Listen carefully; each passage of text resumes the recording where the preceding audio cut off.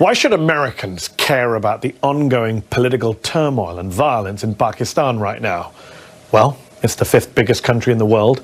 It's got nuclear weapons. It was one of the front lines in the so-called war on terror, and it's currently considered by our government to be a major non-NATO ally. And yet ever since Imran Khan, the legendary Pakistani cricketer turned populist politician, was ejected from the Prime Minister's office last year in a very controversial parliamentary vote of no confidence, that country has been in the midst of an historic political and economic crisis. Khan, who remains hugely popular inside of Pakistan, has had more than 100 criminal cases thrown at him, from corruption to terrorism to blasphemy. And there has also been a vicious crackdown against members of his own political party. Khan's violent arrest outside a courthouse in May, later deemed by Pakistan's Supreme Court to be illegal, led to mass protests, to violence and death across the country. According to Human Rights Watch, while some of Khan's supporters did use violence and attacked property and the police, the Pakistani authorities, quote, used excessive force against protesters, restricted access to the internet and to social media, and carried out mass arrests. More than 4,000 people detained, many of them arbitrarily. But what was so stunning about those protests is that they weren't just anti-government, they even challenged the dominance of the once revered, almost untouchable Pakistani army. See, that country of more than 250 million people, which has long aspired to be a functioning democracy, has been ruled, directly or indirectly, by the military for most of its 75 years of independence. Currently, the Pakistani military has banned any mention of Imran Khan's name on air. Prominent journalists have just disappeared.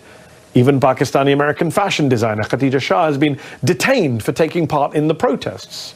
And Khan himself, who survived an assassination attempt last November, is worried for his own life. The former prime minister, who is accused of cozying up to Vladimir Putin and Xi Jinping, hasn't had much support, though, from Western capitals, and he himself accused the Biden administration of being behind a coup against him, an allegation that the State Department has denied and that Khan has since backed away from. So, what should America be doing here, and what does the future hold for Pakistan and for Imran Khan? Earlier, I spoke to the former Prime Minister of Pakistan and chairman of the political party, the PTI. Imran Khan, thank you for coming on the show. You are the former Prime Minister of Pakistan. Explain to our viewers watching in America tonight what you believe is the state of democracy, of freedom, of human rights in Pakistan tonight. How bad is it? Well, Mehdi, for some of us who've seen the evolution of our democracy over the last, especially 20 years, because you saw General Musharraf's martial law, and then in that martial law, we saw what was called the lawyers' movement for the independence of judiciary. And during that time, the media asserted its independence. So we were moving towards a democratic system. Two governments came in, stood for 5 years, and then left elections. Another government took over. So we're moving towards, what we hoped would be genuine democracy, because normally we had a hybrid system. Even when the army was not in power, they really controlled the levers from behind. But what is happening right now is a total dismantling of our democracy. It's not a question of what is happening to my party or to me, or these 170 cases and so on, or whether I'm in jail or these are not one, but two assassination attempts on me. It's what is happening to the future of this country if our democracy is disbanded. Because rule of law, democracy and prosperity go hand in hand. When you do not have rule of law, which is what is happening now, it is might is right, there's an undeclared martial law in Pakistan, then, there's darkness ahead. We are standing on the edge of darkness.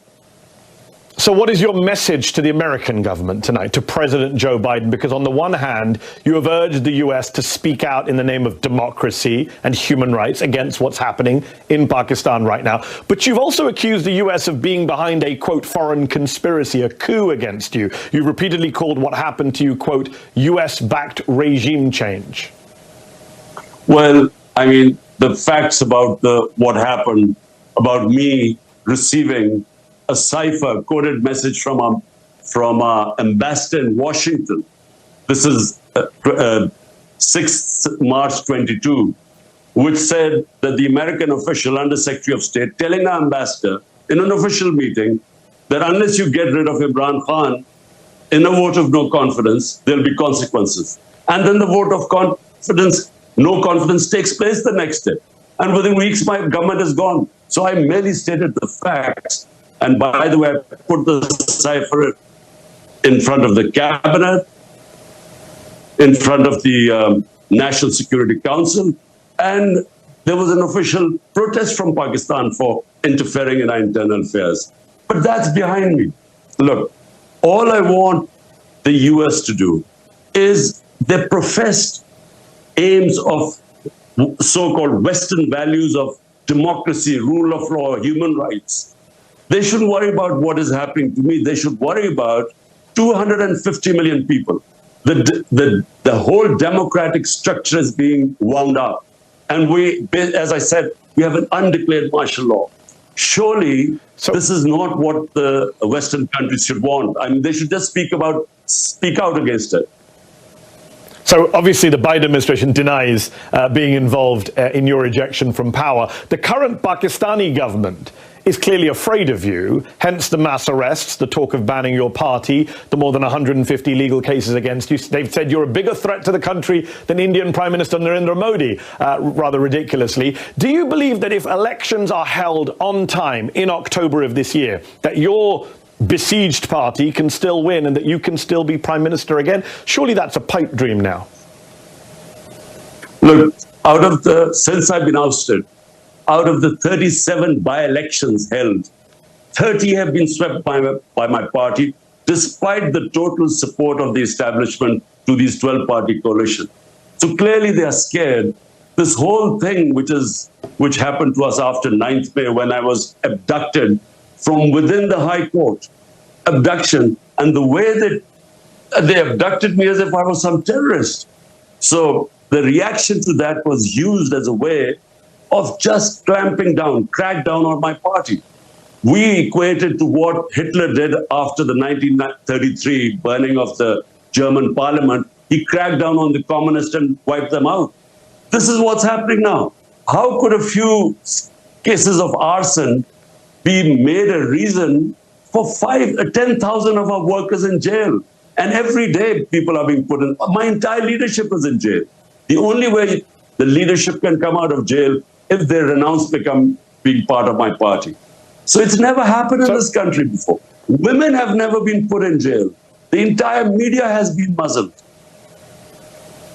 I mean, the military, which is the real power in Pakistan, is obviously out to get you. It was Army Rangers who arrested you outside the courthouse, not police. It's military officials who have reportedly told Pakistani journalists not to mention your name on air. Yet your critics would say that you came to power in 2018, everyone knows this, in alliance with that same military, that you for years had close relations with top generals going all the way back to Hamid Gul, the former head of the Pakistani ISI. So the critics would say it's ironic to see you now criticizing the same army and intelligence chiefs who you were once fine with and who helped put you in power in the first place. Firstly, just to correct you, I was abducted by the Rangers from within the court. I was actually sitting in the courtroom. So, just to correct you. And the Supreme Court declared it illegal, and so yes. That's why I was bailed out. Look, in Pakistan, Mehdi, the military has directly or indirectly ruled Pakistan for 70 years. 3 times martial law, and then the other times because they're entrenched. And so whoever does politics has to work with them. Now, when I came to power in 2018, it wasn't because the military engineered to get me into power. They didn't oppose me. Big difference. In 2013, before that, they actually helped Nawaz Sharif get into power, and we proved in the rigged elections. In 2018, we asked everyone to open the elections because we came through proper, free and fair elections. In fact, we felt we lost some seats. But the thing is, I worked with the military. I mean, military means the army chief. So I worked pretty well with him. The main problem was, you see, my whole thing is rule of law. I started my movement for justice 27 years ago, wanting to bring the powerful mafias, the political mafias, under the law. This is where the problem became. He didn't think corruption was that big a thing. He wasn't interested in. And if he had the veto power. So that's where I failed. Although we succeeded economically, we did brilliantly dealing with the pandemic, but I failed in the rule of law, and I think that's where the problems became. Up next, what about the criticisms of Imran Khan's own time in office? Don't go away.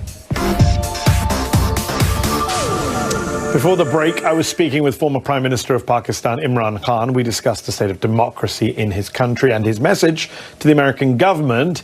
But what about the criticisms he's faced from his own time in office? Here's the rest of my interview with him. You have been praised in your handling of the pandemic, and it's interesting to hear you saying you failed in terms of the military. But while there are many Pakistanis who still support you, you're hugely popular, a lot of Pakistanis say, hold on, when you were in government, you were fine with the military. You say none of this stuff has happened before, but you locked up opposition leaders, you locked up journalists, you cracked down on the press, and now you're getting upset that the same is being done to you. Look, the term false equivalence, you cannot compare what was going on in my time to this. In fact, General Musharraf's martial law was more liberal than what is happening right now. I mean, in our time, you can just name me which channel did we close? I mean, which journalists left the country? 4 of our top journalists have left the country. A fifth one wrote a letter to the Supreme Court Chief Justice that his life was in danger. He escaped. He was killed in Kenya. Our best journalist right now, Arshad Sharif, and best Imran Riaz, he's disappeared for 40 days. Yes. I mean, he's there. But Chairman Khan, I'm not going to dispute. I'm not going to dispute what's happening now. I'm very critical of what this government's done. It's not about equivalence, though. It's about that on your watch, you did a lot of these things. Maybe not as badly as the current government, but Reporters Without Borders, for example, they called you a press freedom predator in 2021. They criticized you at the time for threatening, abducting and torturing journalists. That happened on your watch. Hamid Mir, a very famous Pakistani journalist, he wrote just last month for The Guardian that when you were in office, he wasn't allowed on air, even though you had once called him a favorite anchor. So the problem is that a lot of this stuff did happen on your watch. You were not a champion of the free press. So people say, hold on, now you're saying it's bad when it happens against you. Firstly, Mehdi, the only time that I found out about a journalist being picked up and disappeared was a guy called Matiullah Jan. The next day I got him back. The problems we had were we were at the tail end of the war on terror. And the establishment was very worried about any criticism about it. So they were responsible for a few guys who were picked up, but this was nothing compared to what's going on. The only thing what we tried to do was there was fake news on social media, and that was, causing havoc because they would be slandering people and so on. That's the only thing we tried. But when there was opposition from the media, we didn't even bring those laws in. But again, I mean, there is no comparison what is happening right now. My name cannot be mentioned on media. Hold on. When you were Prime Minister, Nawaz Sharif's name couldn't be mentioned on air either. That's what your critics would say. You did the same thing to Nawaz Sharif. Not at all. No, look, Nawaz Sharif was convicted by the Supreme Court. He then faked these illnesses and somehow managed to bring out these tests which said he was about to die.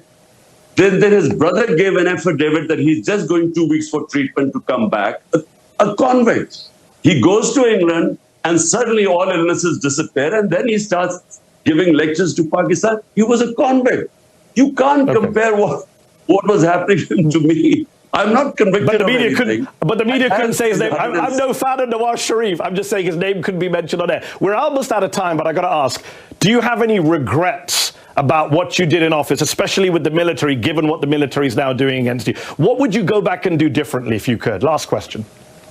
Well, just firstly, given what happened after I came into power, I should have actually, with a weak coalition government, I should not have taken power. I should have gone for elections again, because you can't bring reforms and changes, and especially rule of law, if you have a weak government. And if I have to do it again, look, this hybrid system cannot work. If you are an elected prime minister, you must have the authority to implement your reforms. It cannot work that you have the responsibility because you're elected, but the authority is shared and the army chief has a veto power. This sort of system is doomed to failure. And Pakistan, what it faces right now, huge economic problems, the worst economic situation in our country. Unless we fix the governance system through rule of law, I'm afraid, the country is on the edge of darkness. There's no doubt there is a massive political and economic crisis in Pakistan right now. We appreciate you taking time out to speak to us, and I do hope you stay safe. Imran Khan, former Prime Minister of Pakistan, thank you.